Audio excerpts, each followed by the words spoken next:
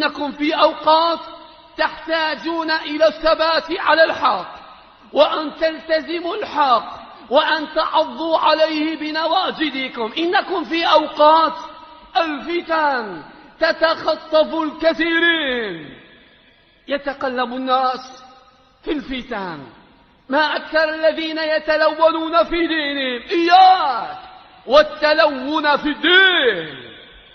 يرافق من شاء، يقرب صاحب السنة ويجالس صاحب هوى، يسافر مع ظالم ويتقرب إلى مجرم، ويحفل بخير صالح، يحب ذا وذاك وذياك ويحبهم جميعا. لا، أيها الذكي، يا من تظن أنك ذكي وتظن أنك تحتال وتظن أنك تدفع عن نفسك المشاكل والهموم، إن كنت صادقا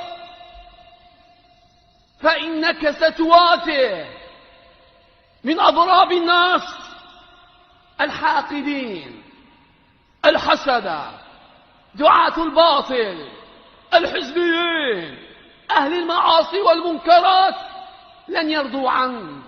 لا تظن أن رضا الناس غاية، فإنها غاية لا تدرك أبدا وليست مطلوبة. لذلك يريد أن يرضي الناس جميعا ولو على حساب دينه، يهش ويبش للجميع، يضحك للجميع، يقرب الجميع، الكل أحبابنا.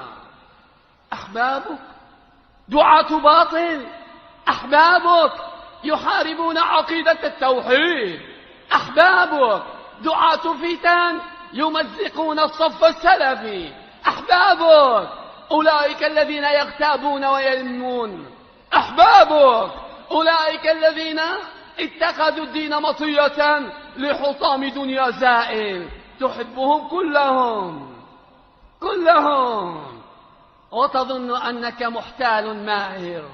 عبد الله، المؤمن لا يعرف ذا، وليس صاحب أوجه. المؤمن وجه واحد، لا يعرف الطعن في الخفا، ولم يتعلم الطعنة النجلاء. إن أحب لله، وإن أبغض لله، وإن أعطى لله، وإن منع لله. يقرب المؤمنين ويباعد أهل الكفر والبدع. أما أن تعيش محابيا وعند العصريين دبلوماسيا، هل تعلم أن الدبلوماسية هذه تعريفها النفاق؟ منافق تعطي الناس وجها وتضمر غيره، تضحك لذا وتحتال على ذاك، وتنام على سريرك تدبر تخطط كيف لا أقع في ذا وكيف أرضي ذاك، وتتصل عليه في الخفا، تطلب وده وهو مجرم أثيم. أيها المؤمنون، عيش الصدق، علمه أهلك، علمه إخوانك الصدق تنجو به. محسن مسيء، ولو كان أبوك، ولو كان ولدك، ولو كانت عشيرتك، تنتصر لله وينصرون الله ورسوله. أولئك هم الصادقون. تتقلب اليوم وستقع على أم رأسك، تحتال، وإنما الحيلة في ترك الحيال.